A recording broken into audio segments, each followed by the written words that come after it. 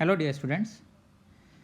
Flow calorimeter का एक concept हम लोग डिस्कस करने जा रहे हैं। छोटा सा सिंपल सा कॉन्सेप्ट होता है, बट बच्चे जनरली कंफ्यूज रहते हैं, तो इस प्रॉब्लम के थ्रू हम इसको डिस्कस करेंगे।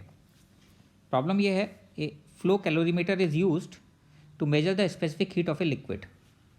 Heat is added at a known rate to a stream of liquid as it passes through calorimeter at a known rate.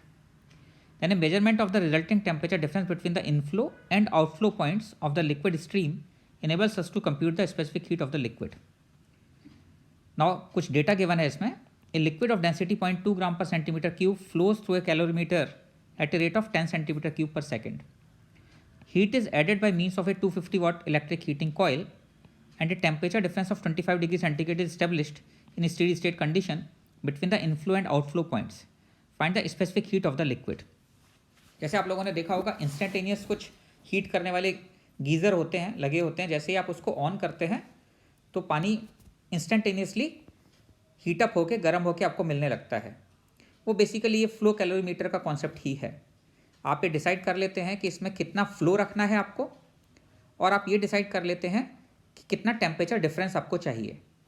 उसके अकॉर्डिंग उसमें हीट इनपुट दे दिया जाता है।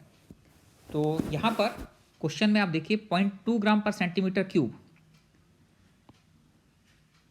Flow through a calorimeter at a rate of 10 centimetre cube per second. तो हमने यहाँ पर एक ट्यूब मान लिया इस तरीके से। मान लीजिए ट्यूब एक कैलोरीमीटर है, इसमें यहाँ से इनफ्लो होगा लिक्विड का, यहाँ से आउटफ्लो होगा। थीटा 1 डिग्री सेंटीग्रेड पर ये इन करता है टेम्परेचर पर, और थीटा 2 पर ये बाहर निकल जाता है।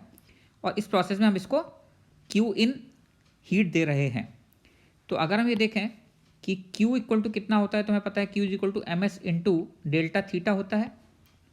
अगर हम यहाँ पर ये देखें कि पर सेकंड कितना रेट ऑफ हीट फ्लो की बात कर रहे हैं, तो per second delta Q by delta T अगर हम देखें तो that can be written as delta M by delta T into S into delta theta. यहाँ पर स्पेसिफिक हीट कॉन्स्टेंट है S, और delta theta temperature difference constant maintain कर रहे हैं।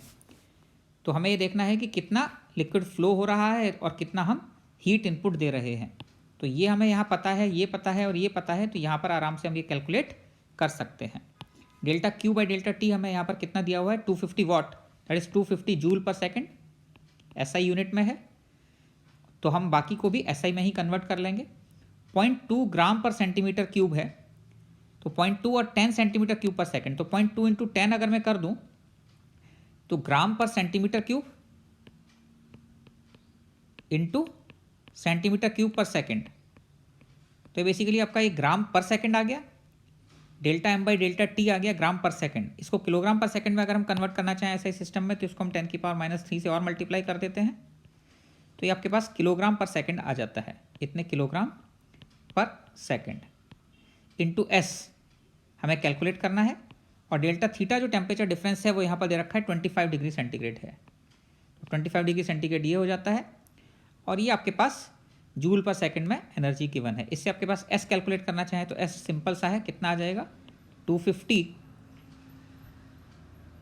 डिवाइडेड बाई 25 इंटू 0.2 इंटू 10 को सीधे डायरेक्ट मैं 2 लिख देता हूँ, 2 इंटू 10 टू द पावर -3। तो ये अगर आप सॉल्व करते हैं तो सिंपल सा आपके पास ये 10 डिवाइडेड बाई 10 की पावर 4, तो बेसिकली 5000 आ गया आपके पास, 5000। और S की यूनिट आपकी कितनी हो जाएगी, जूल पर किलोग्राम डिग्री सेंटीग्रेड। ये आपके पास आंसर आ जाएगा। इतने जूल पर किलोग्राम डिग्री सेंटीग्रेड, यानी 1 किलोग्राम का टेम्परेचर 1 डिग्री सेंटीग्रेड इंक्रीज करने के लिए 5000 जूल हीट की ज़रूरत पड़ेगी। तो आई थिंक बिल्कुल सिंपल सा कॉन्सेप्ट है, आपको क्लियर हो गया होगा। Delta Q by delta T equal to delta M by delta T S into delta theta लगा के ऐसे क्वेश्चंस को सॉल्व किया जा सकता है। Okay, enjoy your day.